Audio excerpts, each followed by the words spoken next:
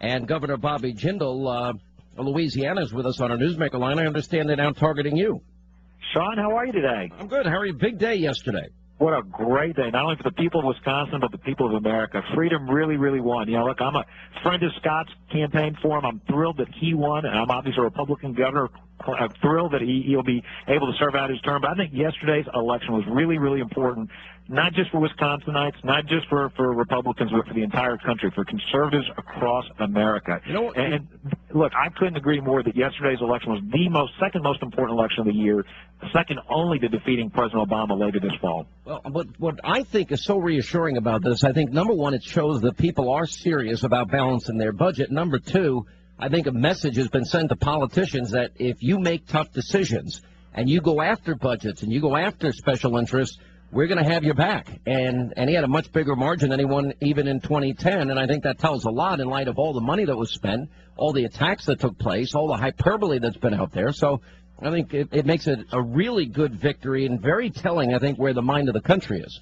Sean, that's exactly right. And listen to this. I mean, look, the radical left, they spent tens of millions of dollars. They made this the premier campaign across the country, shipped in activists. They said this was their top priority. And then for the last month, there wasn't one commercial. You didn't see one ad on TV talking about collective bargaining. This was all supposed to be about collective bargaining. It was supposed to be about the fact that Scott Walker actually had the audacity, had the courage to tell government employees they needed to pay a little bit towards their own pensions, their own health care costs. By the way, something that private tax-paying, private sector workers do every single day. They didn't even mention that. That was supposed to be the whole excuse to have this election. They tried to recall last year. They tried to go after a Supreme Court judge. They tried again this year. You've got to say enough is enough. And I think it is great not only that he won, but he won in such convincing fashion. You look at the results. He inherited a $3 billion mess from Governor Doyle. They fixed that without raising taxes. And they cut got a surplus. Now they got a surplus. I mean, that's what's amazing. Absolutely. Unemployment has dropped to levels not seen since 2008, added over 30,000 private sector jobs. Sean, you made a very important point, though. When conservative leaders are willing to govern according to our principles, here in Louisiana, we expanded, we're creating the largest choice-based, school-based program in our state's history, in the entire country, to allow the dollars to follow the students. And we passed it this year. We're going to open it up. Over 380,000 kids will be eligible. We expect in the first year a few thousand will start. It'll grow. The unions were so upset about this, they've already launched recall moves against the Speaker of the House down here. They've launched one against me, but that's not going to happen. And they've tried several times against me. But they're targeting Republican legislators who had the courage to vote for what people want. We had organizers come down here from Wisconsin to help try to organize these recall efforts. So make no mistake about it. The White House is going to try to spin last night's results and try to say, oh, it doesn't matter. No, they've already tried. I mean, let me play something for you, because this is liberals before and after talking about the importance of this election and what it meant, and then listen to the after. This is an ad that came out earlier today. This race in Wisconsin is the most important race in the country before the presidential election. The front line of taking back Wisconsin. We will recall and replace Scott Walker. You're soon to be ex-governor. Where do I sign? And that will affect every race in every partisan election on every ballot, from the race for dog catcher on up to the race for president. And all these bully governors across the country, knuckle up! Knuckle up! We're in to win it! This race in Wisconsin is the most important race in the country. We made a mistake doing that. Does the result tell us something about November?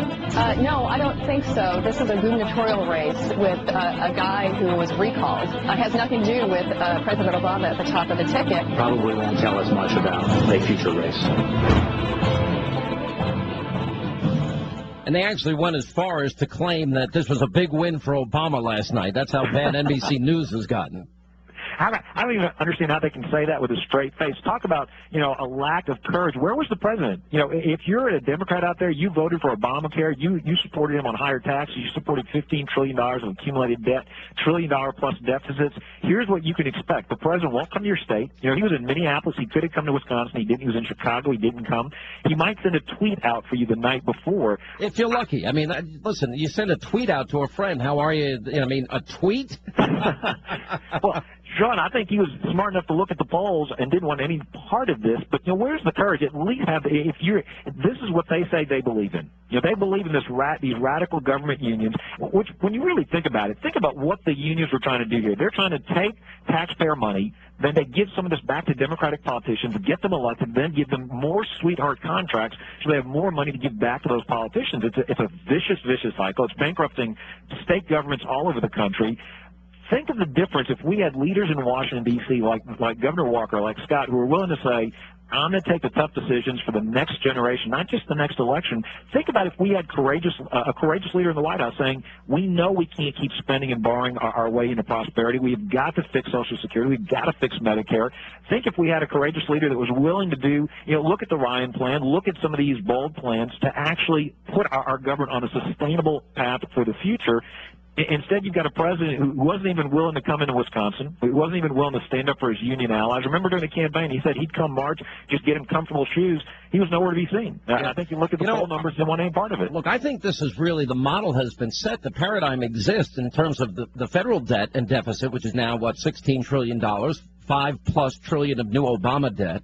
And that is what you're doing in Louisiana, what Nikki Haley is doing in South Carolina, what Christie's doing in New Jersey, Walker is doing in Wisconsin, Kasich is doing in Ohio, McDonnell is doing in Virginia.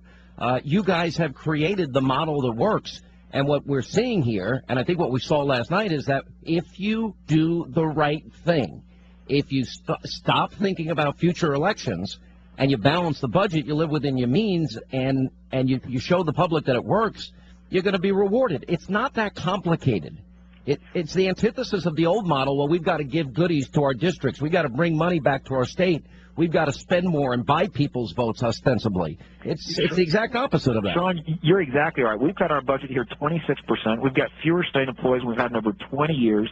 I got reelected with the largest margin last year. Scott got reelected with a great margin last night.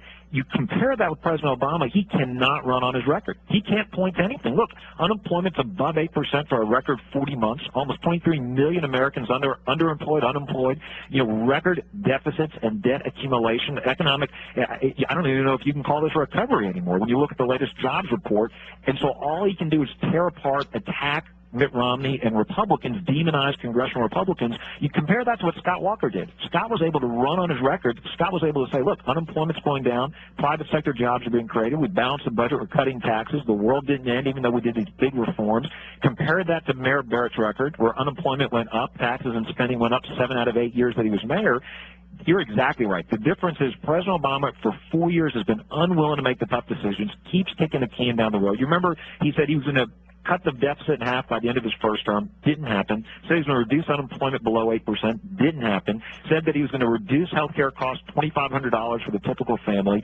Didn't happen. Said he was going to change the tone in D.C. None of that happened.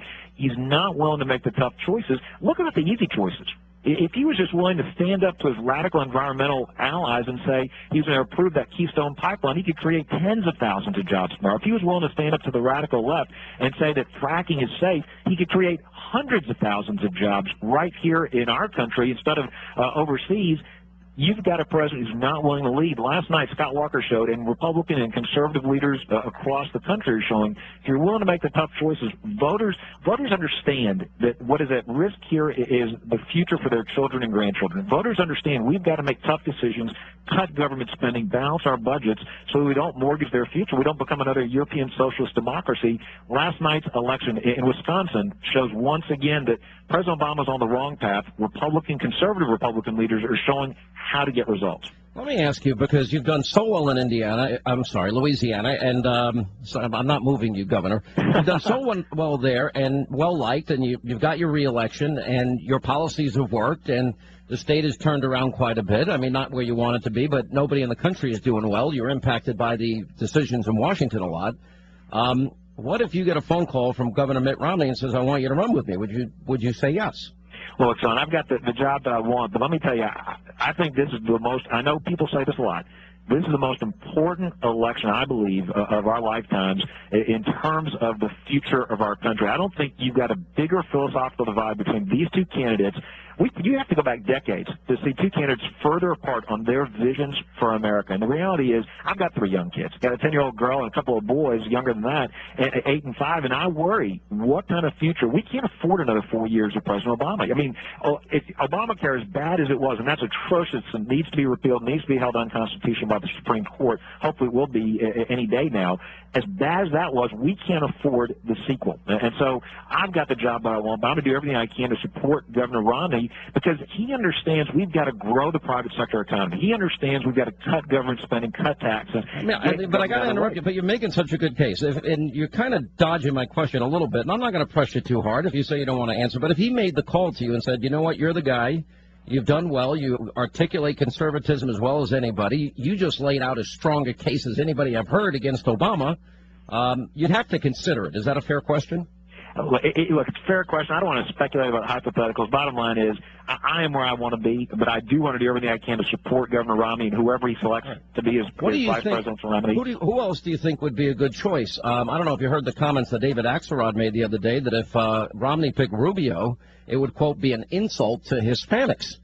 I thought that was pretty outrageous. I think that's absurd. I think Senator Rubio is a charismatic, energetic, smart, articulate leader for our party, for the country. He's done a phenomenal job already in the Senate.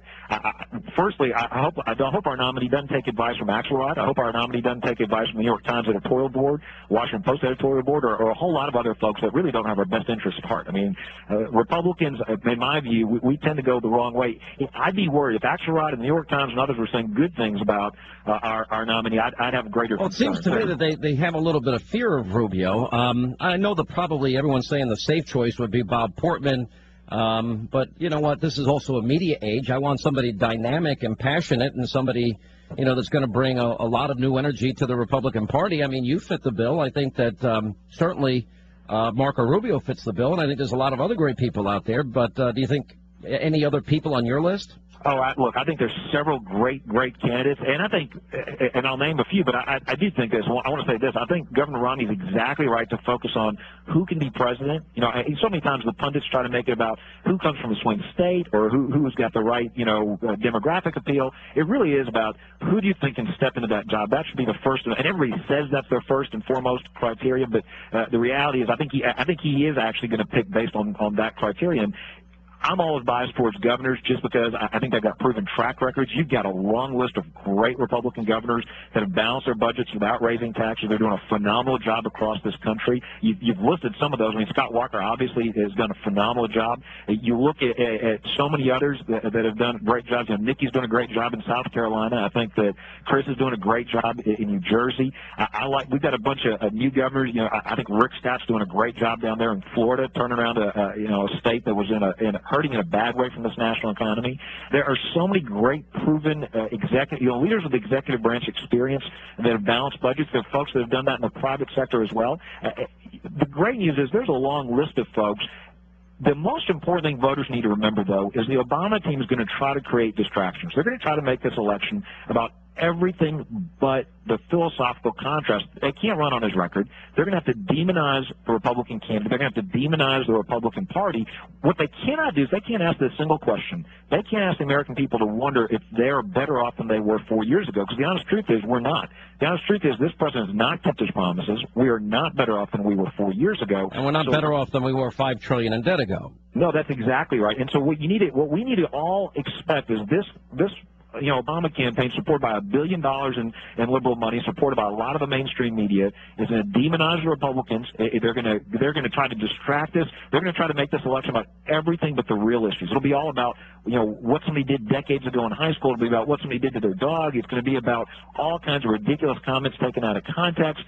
They don't want people to focus on, have we really been better off than we were 4 years ago? They really don't want people to focus on the fact that Obama's policies have failed. In that sense, how close do you think the race is going to be? I'm running out of time. I mean, do you think it's going to be close? I think it's going to be like what happened in Wisconsin. I think until the end, pundits and the polls are going to say that it's close. And I think it's going to break the Republican way because we still live in a center-right country. This is what gives me hope, and this is what I was so excited about last night. I think the American people, every single generation, has left more opportunities for our kids than we inherited from our parents. I think the American people are willing to make tremendous sacrifices so our kids can pursue the dream. I think the American people realize that Occupy Wall Street's wrong. We are in an aspirational society where your circumstances of birth don't determine your outcome as an adult. I think the American people understand that the American government is not the key to our success. It's preserving that opportunity for our children. They did the right thing in Wisconsin last night. I think they'll do the right thing. I think this election will break late towards the Republican Party as voters wake up and say, you know what, we can't afford any more of this government spending. What makes us such a great country is not the federal government. It's that our children, no matter what their last name is, can grow up and do even better than their parents. All right, Governor Bobby Jindal, Louisiana. It's always a pleasure, Governor, and hopefully we'll be down in your state soon and have a chance to catch up with you. Thank you for being with us. We'd love to see you down here. Thanks.